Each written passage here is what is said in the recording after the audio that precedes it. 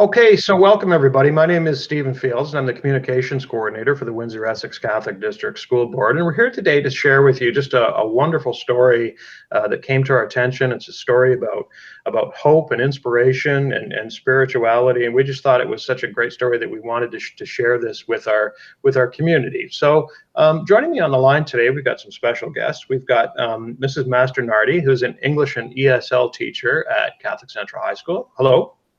Hi. We've also got Mr. Jeff Gendron, who is the campus minister at Catholic Central High School. Good morning. Good morning, Jeff. And we've also got Mrs. Desjardins Koloff, who is, of course, the principal at Catholic Central. Hello, good morning. Hello, good to have you. And of course, we've got a very special guest with us, a grade 8 student at St. Angela Catholic Elementary School. Her name is Barbara Kazionin. Good morning, Barbara. Hi. So as I said, this is just a really great story about inspiration and hope. We're just coming off the heels, of course, of Catholic Education Week. So I wanted just to kind of set this up by turning over to Mrs. Masternardi first and have her just explain to us a little bit about a special project that they set up that sort of set the wheels in motion and kind of got this story going. So Mrs. Masternardi, I'll turn it over to you just to kind of share with us. Yes, so actually it was Mr. Gendron that came up with the title for the Comet Trail of Hope. And that's exactly what we set out to do, was create this trail of hope that started from our school and spread out into the community. So like you said, it was Catholic Education Week. And so we gathered a group of student leaders to set out to ignite hope in the community. And I think our biggest goal was to give students the opportunity to connect with each other, because they weren't really getting too much of a chance to do that right now. So we had the leaders connect with grade 8s from our feeder schools and our greater family. And they got together at first just to kind of chat with each other, talk about what hope meant to them and how they're feeling right now. And then they kind of channeled that into creating these rocks of hope. And that was the central part of this trail. So they went out and found rocks just kind of within their neighborhood, and then chatted about how they would decorate those rocks. They put quotes on them or images of hope. They hashtagged it with CCH just to kind of get that trail going. And then eventually they distributed these rocks back into the community in hopes that other people in the community would find them. And it would help them to feel like there are better days ahead. Like it's kind of, the theme was perfect with what we're going through right now, right? Just letting everyone know that there are brighter days ahead and igniting hope, I guess, like we were saying. Perfect. So, okay, so now I understand that Barbara painted a rock. Obviously, she's a student, as I said, at St. Angela. She painted one of these hope stones, these hope rocks, and I believe put it in Weigel Park, I believe was where it was located, and it was found by somebody who really, it had a very, very dramatic impact on them.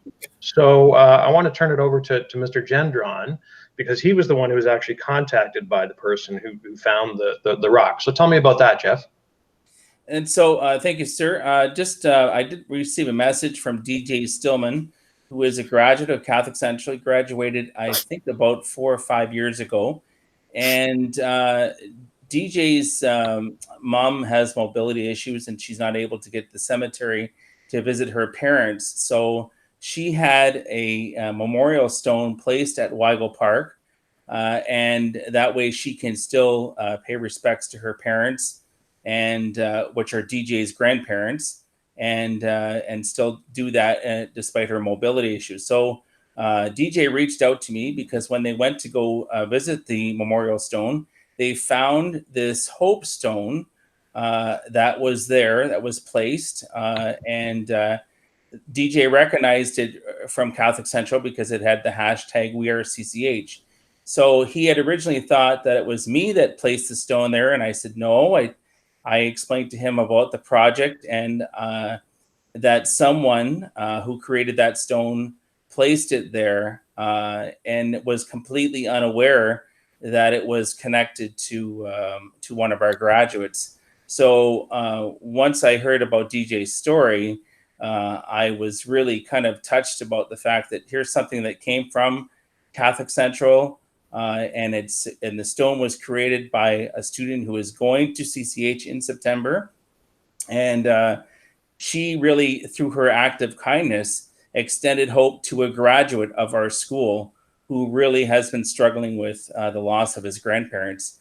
So it was just a fantastic full circle story about this project. So I wanted to share that with you. It's terrific stuff. So at that point now, I'd like to bring Barbara in. So Barbara, what you painted one of these stones? What did it say on it? It said a quote that I was actually thinking about that I wanted to. Okay, I actually had more than one quote, so I chose that one, and I did two rocks. So one rock had a quote, and the other one had another quote. I think the one Mr. Stillman found was the one with the birds. It said on quotes, if there are the birds the birds of hope who sing, listen to them, something like that. And why did that matter to you? Why is that a meaningful quote to you? Because every time you think there is no hope in life, there is something that you have. There is a very thin string of hope that you actually can, like, tangle with to stay like alive and working. So now I understand that Mr. Stillman wrote a letter to you. Yeah. And do you have that letter? Because I'd really like for you to Mr. Stillman couldn't be with us here today, so I'd really like for you to read that letter so the people who are watching this can hear what he had to say. Okay. Dear Barbara Casiona, my name is DJ Stillman, and as a former FCCH student, I would like to thank you for your work on the Hope Stone project. I'm not sure if you've been told yet, but my mother and I found your stone near the memorial plot that we purchased from my Nano and Nana, and it has truly inspired hope in us amidst some such stressful times. It all started one day when my mom went to visit the memorial plot at the park up the street from us. When she saw your stone with a kind message on it, she began to cry tears of happiness as she tried to ponder who might have done such a kind thing. After informing me about it, I too visited the memorial and saw the stone, and it was beautiful. After seeing "We Are CCH" written on the bottom of the stone, I immediately contacted Mr. Gendron and wasn't surprised to find out that he was behind this project, as he was always finding new ways to inspire hope when I was a student. He informed me that it was you who placed the stone in the park, and I knew I had to thank you somehow. So that is the purpose of this letter, to thank you for committing such a kind act.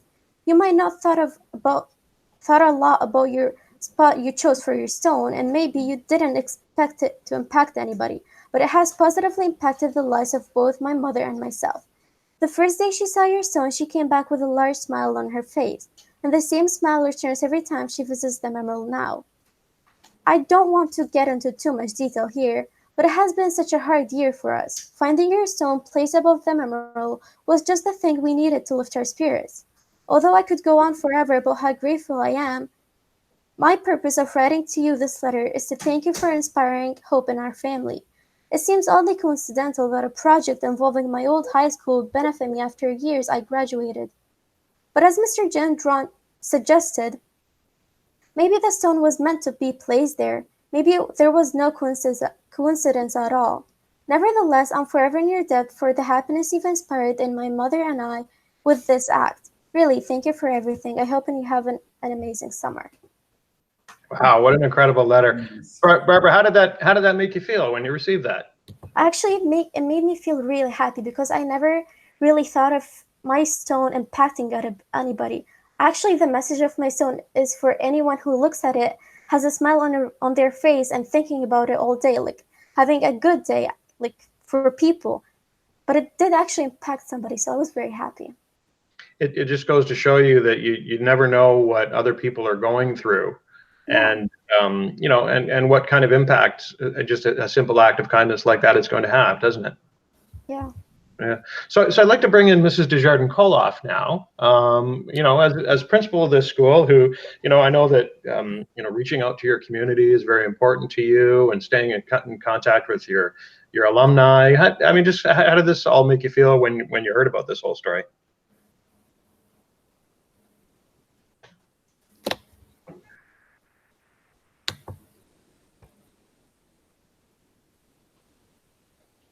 Danielle, your microphone is off. Sorry. Let's try that again from the top.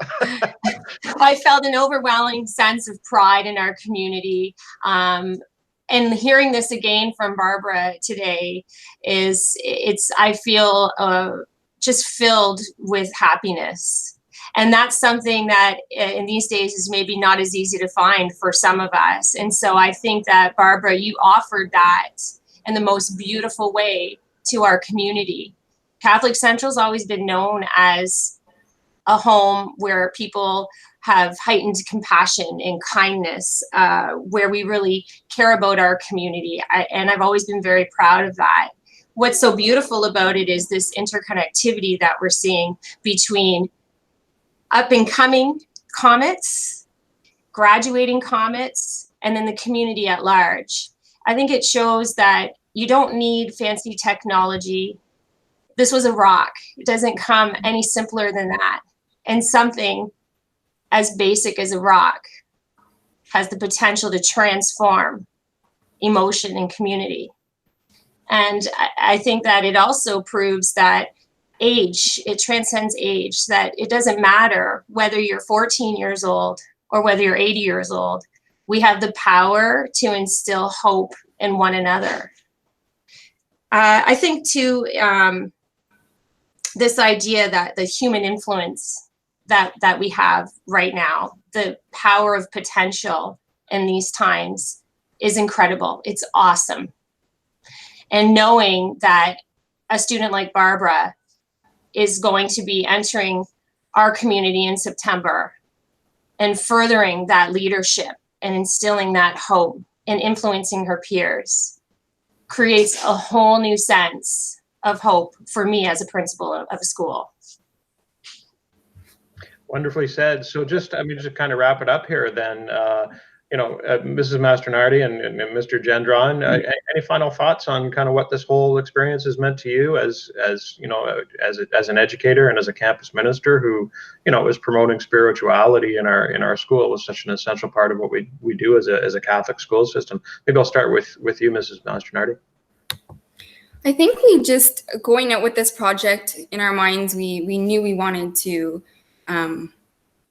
ignite hope, but I don't think we expected what happened to happen. So I think that just made us all feel like there's meaning in what we do, and that just because we're in this situation doesn't mean anything we do is any less important, or that our connections are any less important. So I think it just gives you that energy to keep doing what you're doing and know that you're still touching people's lives without really always knowing it.